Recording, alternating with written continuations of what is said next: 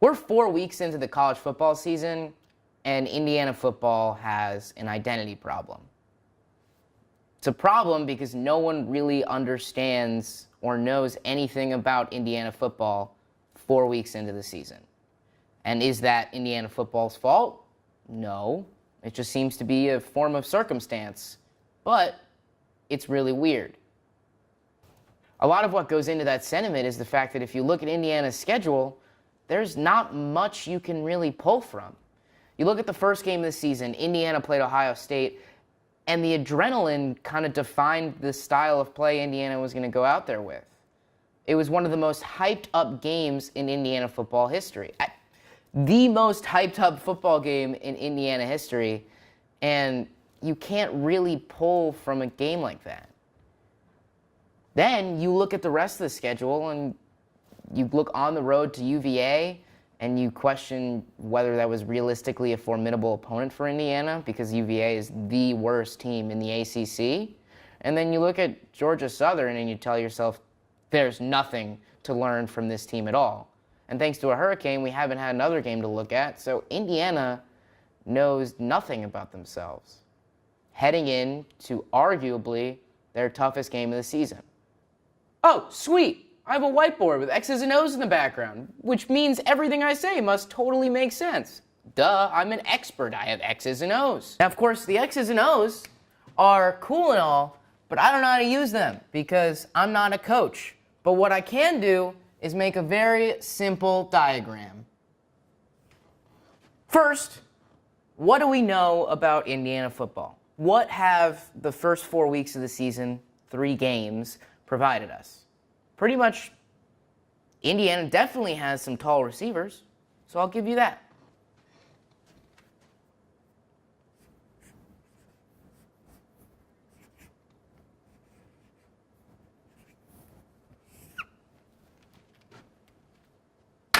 If you can learn anything from the Ohio State game, it's that Indiana's wide receivers can compete with anybody in the Big Ten.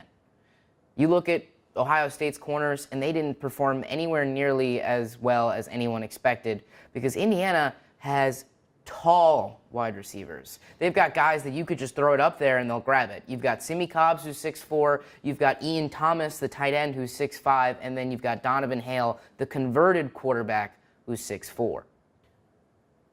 So that answers that part of the equation. Indiana has someone to catch the football. And let's not forget the other shorter guys like Luke Timian, who's got great hands and already 17 receptions on the season.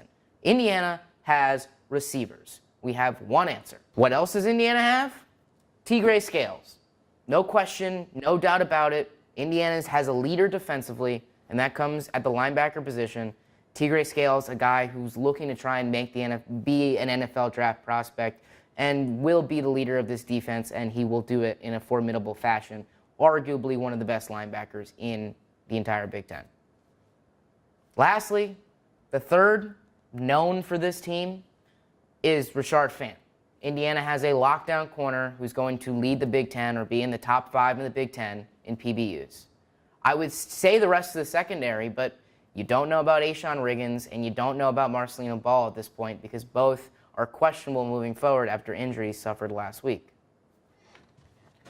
So here on Eddie's super intelligent whiteboard system, we have covered the 3 things we know about Indiana football. Do you know what that means? We don't know anything about anything else on this team.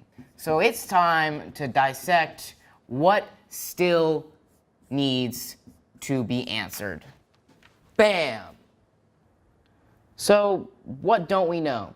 First, most importantly, Indiana doesn't have a solidified quarterback.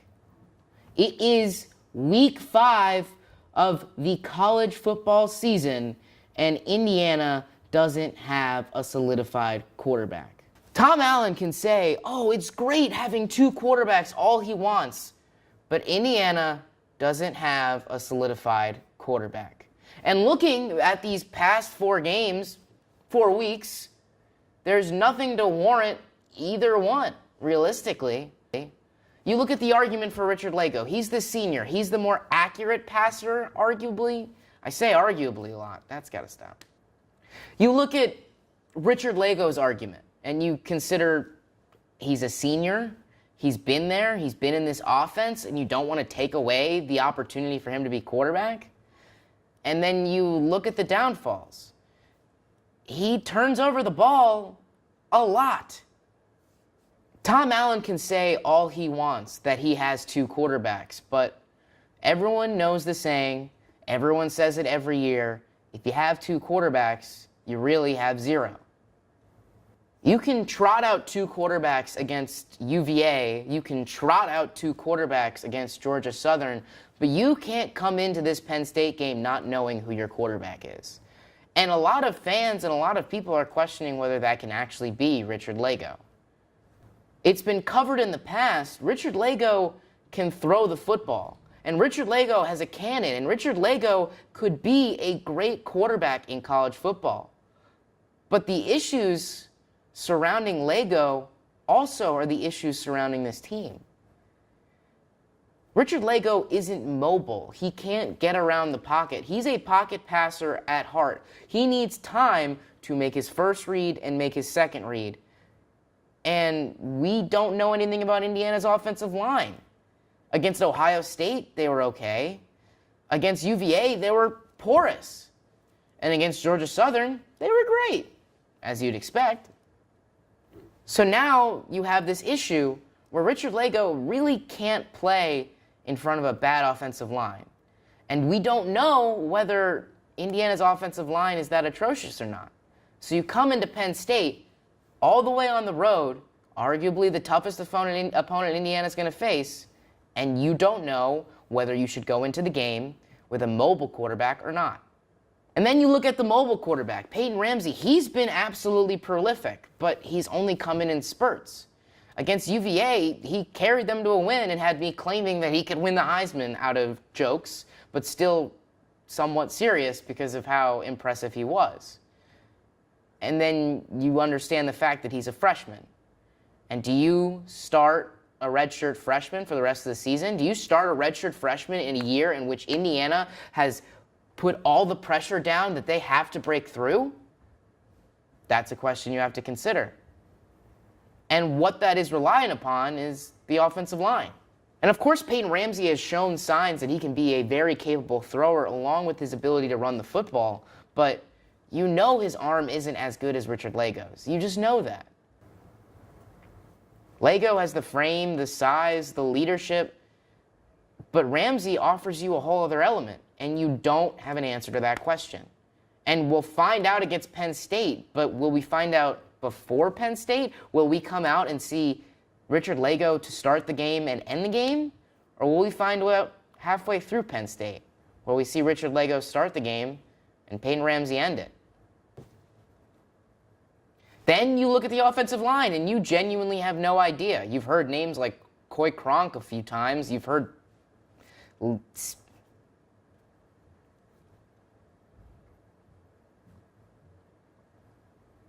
Then you look at the offensive line, and you genuinely have no idea once again.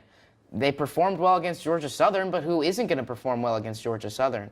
The biggest key for Indiana moving forward is whether they're going to improve that offensive line after porous performances against UVA and Ohio State.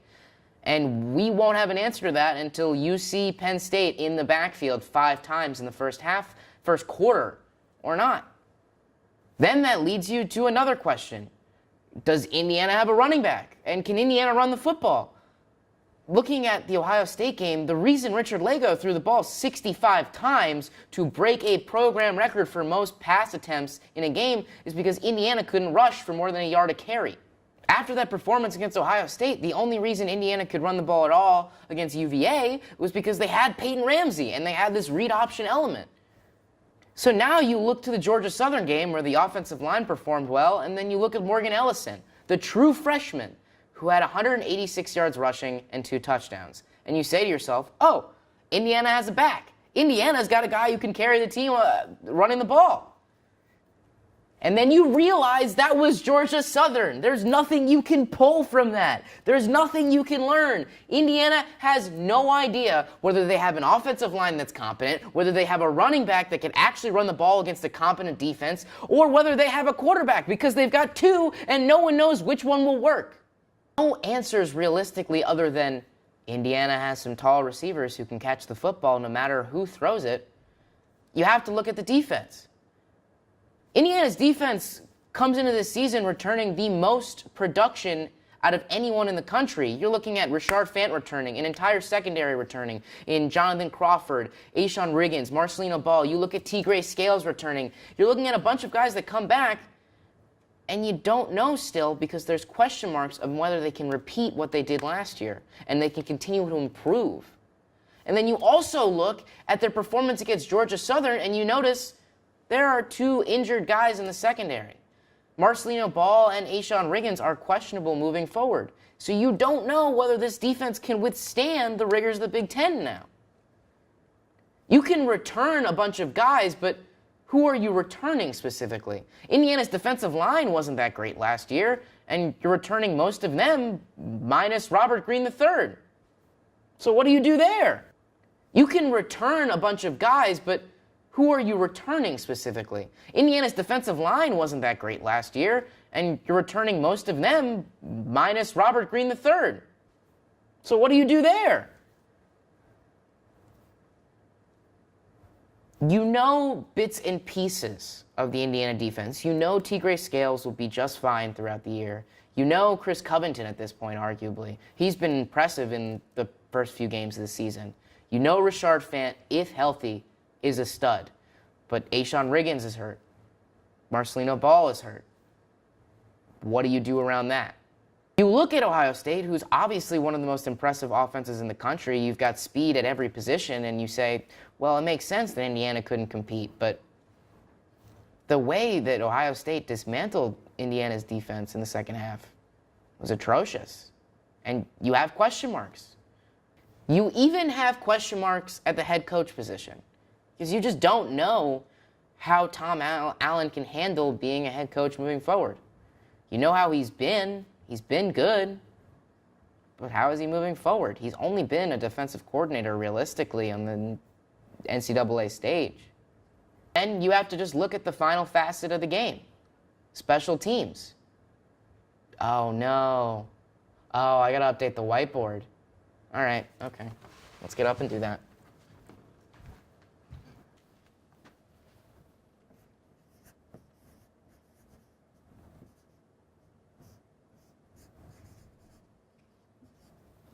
Woo!